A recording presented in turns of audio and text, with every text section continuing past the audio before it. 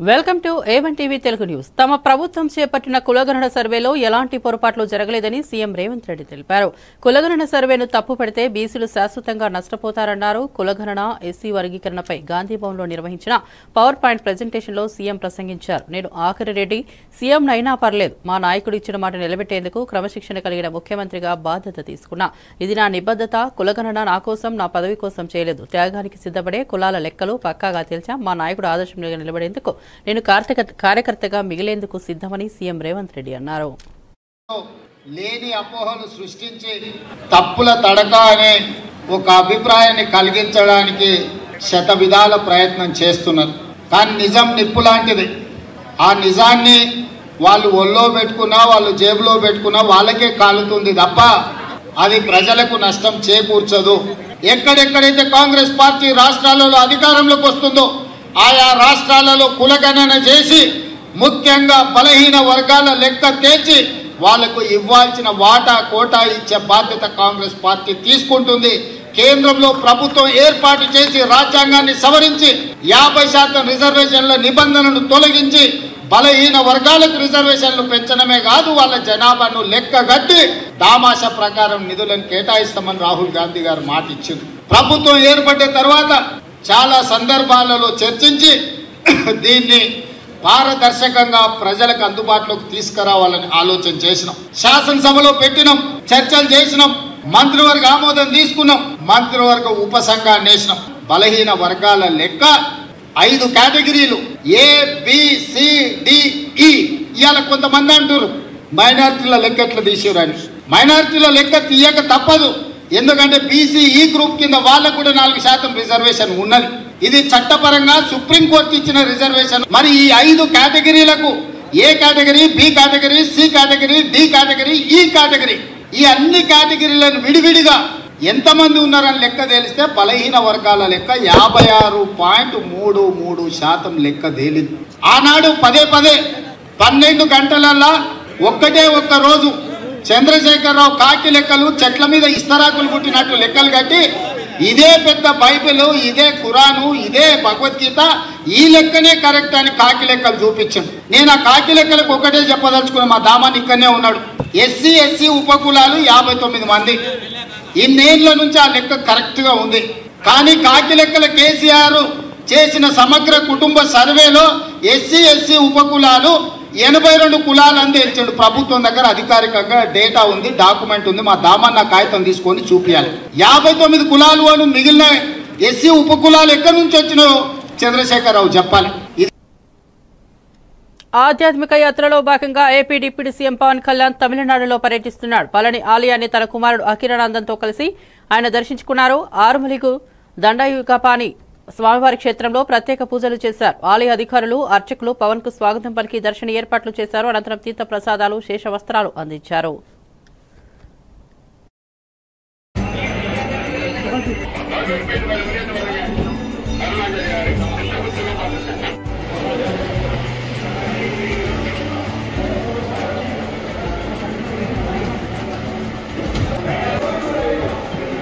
இடத்துல இது நீங்க சொல்லிட்டீங்களா, இது நான் பார்த்துக்கிறேன். டெய்லி இருந்தது. இப்போ கரோனா டைமுக்கு அப்புறம் அது நிறுத்திட்டாங்க, ஸ்டாப் ஆயிடுச்சு. அது நான் எப்படி ஆரம்பிக்கணும்னு நான் சொல்கிறேன். ஆர்டிசி சேர்ந்து நான் சொல்லிட்டு அதே மாதிரி பழனி டு திருப்பதி ட்ரெயின் வந்து ஸ்பெஷலாக இன்டர்சிட்டி மாதிரி ஏதாவது கூட வாய்ப்பு இருக்குமா? நீங்கள் சென்ட்ரல் கவர்மெண்ட்டில் பேசி கண்டிப்பாக அது மது ஆனந்த் இதெல்லாம் பார்த்தீங்க கேட்டு எழுதிக்க இதெல்லாம் எழுதிட்டு அப்புறம் நான் கண்டிப்பாக நான் பேசுகிறேன் சார். 2-3 விஷயத்தை நான் 2-3 டெம்பிள்ஸ்க்கு இது மாதிரி ஆயிடுச்சு. அடுத்து மகாராஷ்டிராவில் கூட அதே நான் ரிக்வெஸ்ட் பண்ணேன். ஒரு ஆரம்பிக்க போகிறேன்னு சொன்னாங்க. இந்த ரிக்வெஸ்ட் நான் கண்டிப்பாக சென்ட்ரல் கவர்மெண்ட் ரயில்வே மினிஸ்டர் நான் திருப்பதி மாதிரி பழனியில் இந்த மாதிரி ஒரு ஸ்பெசிலிட்டி செய்யலாம்ங்கிற மாதிரி உங்களுக்கு ஏதாவது ஐடியா இருக்கா சார்? இல்லை, நான் இப்போ திடீர்னு சொல்ல முடியல. இது ரொம்ப திவ்யமான க்ஷேத்திரம். இது கண்டிப்பாக திருப்பதி லெவல் இருக்கணும். அது என்னென்ன பண்ணணும், அது ஒரு பக்தராக நானும் என்ன பண்ணணும்னு யோசித்து என்னோடய ஃப்ரெண்டு நண்பர் இவர் நான் அனுப்புகிறேன். நான் கொஞ்சம் ஒரு மாதத்துக்கு 2 மாதத்துக்கு அப்புறம் அனுப்பிட்டு எல்லாம் 6 சுப்பிரமணியன் முருகன் கோயில் இருக்குது. எல்லாம் என்னென்ன பண்ணணும் அது ஒரு பிளான் லைக் நான் கொடுக்க சொல்கிறேன். தமிழ்நாடு யாத்திரை எப்படி சார் இருக்கு? தமிழ்நாடு யாத்திரை உங்களுக்கு எப்படி? ரொம்ப ரொம்ப சந்தோஷமா இருக்கு. இது நான் முதல் வாட்டில் இதுக்கு ஒரு 10-12 வருஷத்துக்கு முன்னாடி தான் இப்படியே போயிட்டு அது அந்த டைமில் தெரியல. பட் இது ரொம்ப சந்தோஷமா இருக்கு. இது முருகன் கோயில் என்ன வேண்டல் வச்சிருக்கீங்க? தேசத்துக்கு நம்ம தமிழ்நாட்டுக்கு நல்லது நடக்குது. இது நான் எங்கே போனாலும் சரி கடவுள்கிட்ட என் பற்றி நான் கேட்கறது இல்லை. மக்களுக்கு நல்லதாகணும். நான் எந்த இடத்துக்கு நான் ரைட் ஃப்ரம் நான் குழந்தையா இருக்கிறது டைம்லேருந்து நான் எப்போவுமே மக்கள் நல்லதாக இருக்கணும். அதுதான் ப்ரேயர். அது தவிர எதுவுமே இருக்கு. சார் இப்போ மத்திய அரசு வந்து வக்ஃபு மசோதா தாக்கல் பண்ணியிருக்காங்க. மத்திய இந்தியா முழுவதும் இப்போ பிரச்சனை ஏற்பட்டிருக்கு. ఉత్తరప్రదేశ్ ముఖ్యమంత్రి యోగి ఆదిత్యనాథ్ ప్రకారం మహాకుంభమేళా నిర్వహణకు 1500 కోట్లు ఖర్చు చేయగా రాష్ట్రానికి 3 లక్షల కోట్ల ఆదాయం లభించింది. 2019లో జరిగిన ప్రయాగ్రాజ్ అర్ధ కుంభమేళా సమయంలో రాష్ట్ర ఆర్థిక వ్యవస్థకు 1.2 లక్షల కోట్ల ఆదాయం వచ్చిందని ఆయన వెల్లడించారు. ఈ మహాకుంభమేళా ద్వారా రాష్ట్ర పర్యాటక ఆర్థిక రంగాలు మరింత అభివృద్ధి చెందాయని సీఎం యోగి ఆదిత్యనాథ్ తెలిపారు. 5,000 करोड़ रुपए खर्च करके कुंभ में 6,005 करोड़ कुंभ महीने किए हैं. प्रयागराज सिटी के रिनोवेशन में भी खर्च किए हैं. कुंभ के आयोजन में कुल 1,500 करोड़ रुपए खर्च हुए और बदले में अगर उत्तर प्रदेश को 3 लाख करोड़ रुपए का लाभ होता हो और यहाँ की अर्थव्यवस्था सुदृढ़ होती हो तो मुझे लगता है कि यह उत्तर प्रदेश के नौजवानों के लिए, उत्तर प्रदेश की जनता जनार्दन के लिए और नए भारत के लिए, उत्तर प्रदेश के लिए जिसे हम आदरणीय प्रधानमंत्री जी की प्रेरणा से भारत की ग्रोथ इंजन के रूप में स्थापित कर रहे हैं, उस दृष्टि से अत्यंत उपयुक्त है और समीचीन है. आज के इस अवसर पर लखनऊ को इन सभी परियोजनाओं का यहाँ पर उपहार देने के लिए आदरणीय रक्षा मंत्री जी का, केंद्रीय सड़क परिवहन राजमार्ग मंत्री जी का मैं एक बार फिर से हृदय से आभार व्यक्त करते हुए हृदय से स्वागत करता हूं, अभिनंदन करता हूं. धन्यवाद. जय हिंद. सम्मान है कि उत्तर प्रदेश की अकेली अर्थव्यवस्था को महाकुंभ प्रयागराज के माध्यम से 3 लाख करोड़ रुपए की नई बढ़ोतरी होने जा रही है. जो लोग उंगली उठाते हैं कि 6 all India Congress committee Telangana రాష్ట్ర వ్యవహారాల ఇన్ఛార్జిగా మీనాక్షి నటరాజన్ను నియమించింది. ఇప్పటి వరకు ఈ బాధ్యతలు నిర్వహించిన దీపాదాస్ మున్షి స్థానంలో ఆమె నియమితమయ్యారు. మధ్యప్రదేశ్కు చెందిన మీనాక్షి నటరాజన్ 2009లో మాండసోర్ నుంచి లోక్సభ సభ్యురాలిగా ఎన్నికయ్యారు. రాహుల్ గాంధీ టీంలో కీలక సభ్యురాలుగా ఉన్న ఆమె కాంగ్రెస్ పార్టీకి కింది స్థాయి నుంచి సేవలందించారు. ఇకపై తెలంగాణ కాంగ్రెస్ పార్టీ వ్యవహారాలను ఆమె పర్యవేక్షించనున్నారు.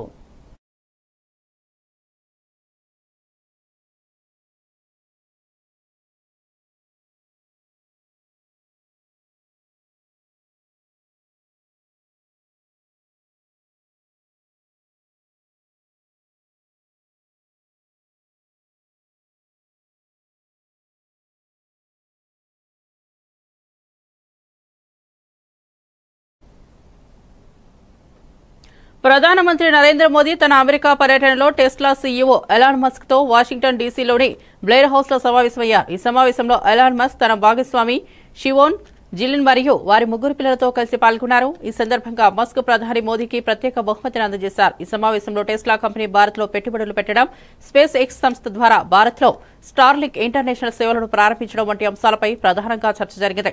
మస్క్ భారత్ లో టెస్లా ఉత్పత్తులను ప్రవేశపెట్టేందుకు ఆసక్తి వ్యక్తం చేశారు.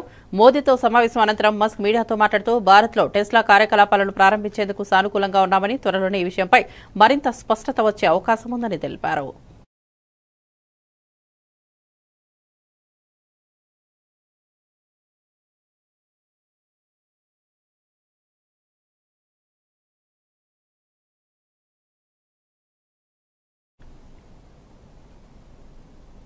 రాష్ట్ర వ్యాప్తంగా కంటి చూపు ఇబ్బందులు పడుతున్న 20 లక్షల మంది విద్యార్థులకు పరీక్షలు నిర్వహించి 90,000 మందికి కంటి అద్దాలను అవసరమని గుర్తించి కేంద్ర ప్రభుత్వ సహకారంతో రాష్ట్ర వ్యాప్తంగా ఉచిత కంటి అద్దాలు పంపిణీ చేయడం జరిగిందని వైద్యారోగ్య శాఖ మంత్రి సత్యకుమార్ యాదవ్ తెలిపారు. ఈ కార్యక్రమంలో ఎమ్మెల్యే బండారు శ్రావణి, వీరపాండ్యన్, జిల్లా కలెక్టర్ వినోద్ కుమార్ తదితరులు పాల్గొన్నారు.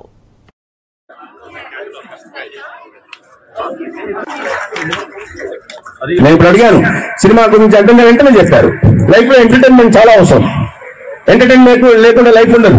కానీ లైఫ్ ఎంటర్టైన్మెంట్ కాదు, కేవలం వినోదం మీద మన టైం అన్నదో ఫోన్ ఉంది కదా ఇంతసేపు.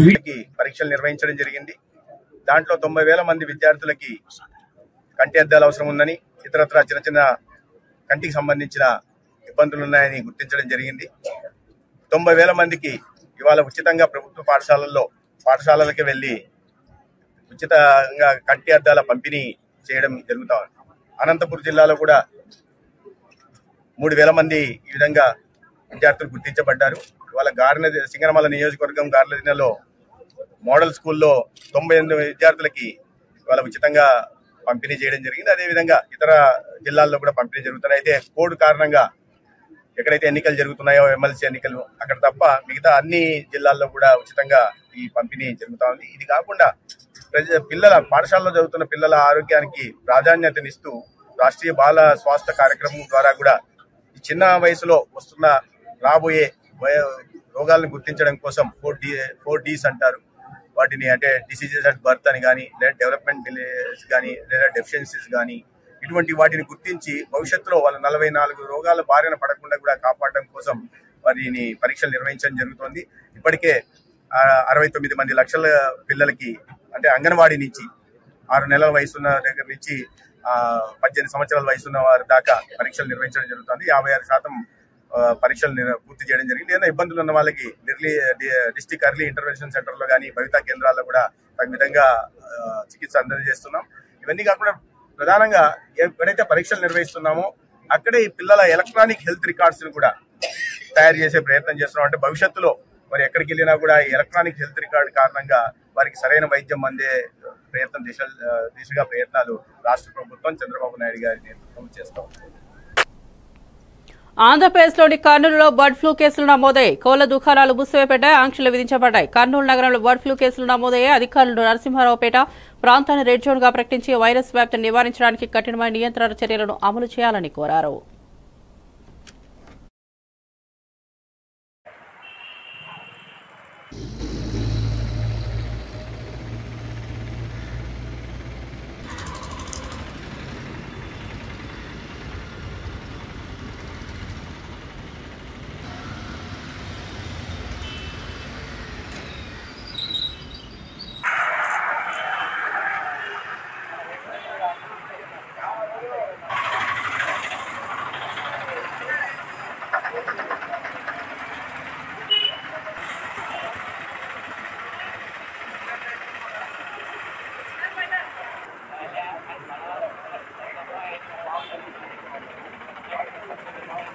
కోళ్లు మరణిస్తున్నాయి.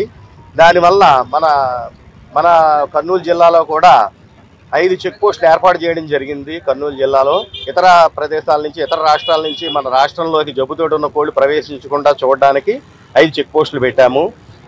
మెయిన్గా మన ఎన్ఆర్పేట అనే ఏరియాలో రాజు అనే వ్యక్తి ఖజానా బాతులు ఒక 25 బాతులు పెంచుకుంటున్నాడు. అందులో ఒక 15 బాతులు ఈ మధ్య జబ్బుతో బాధపడి చనిపోవడం జరిగింది. వాటి నుంచి స్పెసిమెన్ కలెక్ట్ చేసి శాంపుల్స్ భోపాల్ పంపడం జరిగింది. దాంట్లో మన బర్డ్ ఫ్లూ వ్యాధి నిర్ధారణ అయింది. అందువల్ల దీన్ని రెడ్ జోన్ గా ప్రకటించారు కలెక్టర్ గారు.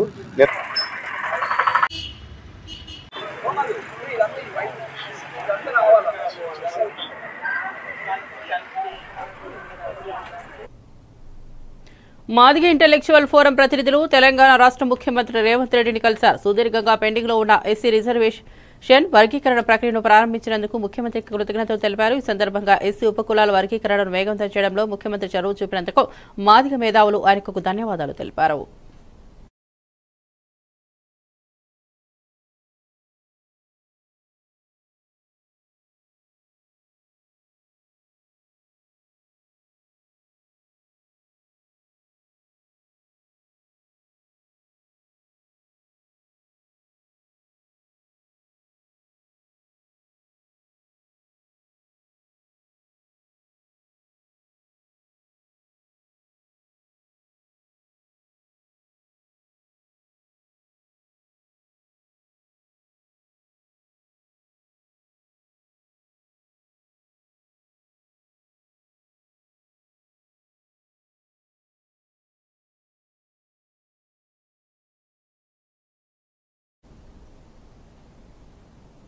సంగారెడ్డి జిల్లాలోని బీఆర్ఎస్ పార్టీ ముఖ్య నేతలు ఎమ్మెల్యేలు మాజీ ఎమ్మెల్యేలతో మాజీ మంత్రి హరీష్ రావు సమావేశమయ్యారు. ఈ సందర్భంగా సంగమేశ్వర బసవేశ్వర సాగునీటి ప్రాజెక్టులను కాంగ్రెస్ ప్రభుత్వం నిర్వీర్యం చేసిందని ఆరోపించారు.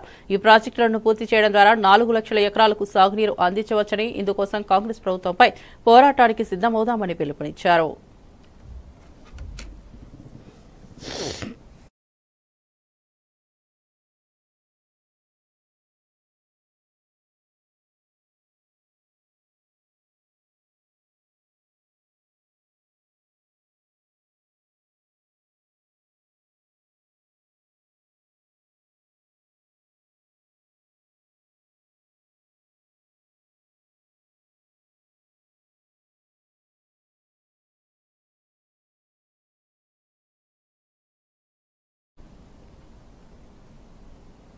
ఎంఆర్పీఎస్ నేత మందకృష్ణబాద్గా ఇటీవల రాష్ట్ర రోడ్డు, భవనాలు మరియు సినిమాటోగ్రఫీ శాఖ మంత్రి కోమటిరెడ్డి వెంకటరెడ్డి మర్యాదపూర్వకంగా కలిశారు.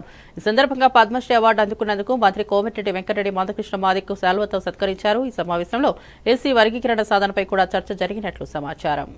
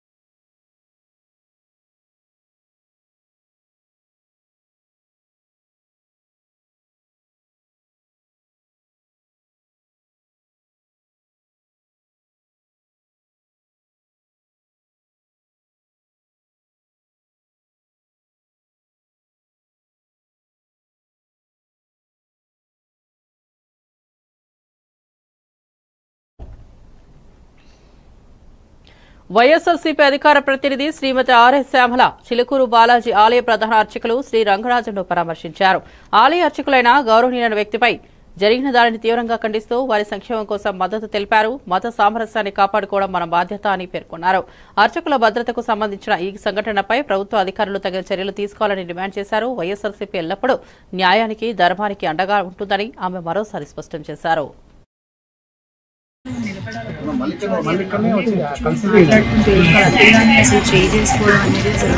అసలు హర్షించదగ్గ విషయం కాదు.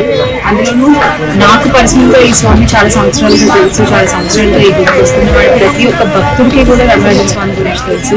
ఆయన ఎలాంటి వారు ఏంటి అనేది మిగతా విషయాలన్నీ పక్కన పెట్టి కనీసం ఆయన ఏ రోజు తక్కువ ఎవరితో ప్రవర్తించలేదు, ఏ రోజు అమంతంగా ఎవరితో ప్రవర్తించలేదు. ఇంకా చాలా మందికి స్వామి దర్శనం అందాలి అని ఆయన అలాంటి మనిషి మీద చేసుకోవాలంటే అసలు ఎలా అనిపించింది అనేది నాకు అర్థం కాలేదు. ఏదేమైనప్పటికీ రంగరాజన్ స్వామికి అందరం తోడుగా ఉన్నాము. ఆయనకి ధైర్యాన్ని ఇవ్వాలి, మనం ఉన్నాము అని. ఎందుకంటే ఎన్ని సంవత్సరాలు ఆయన మన కోసం ఉన్నారు. ఇప్పుడు ఆయన కోసం మనం నిలబడాల్సినటువంటి పరిస్థితి ఖండిస్తుంది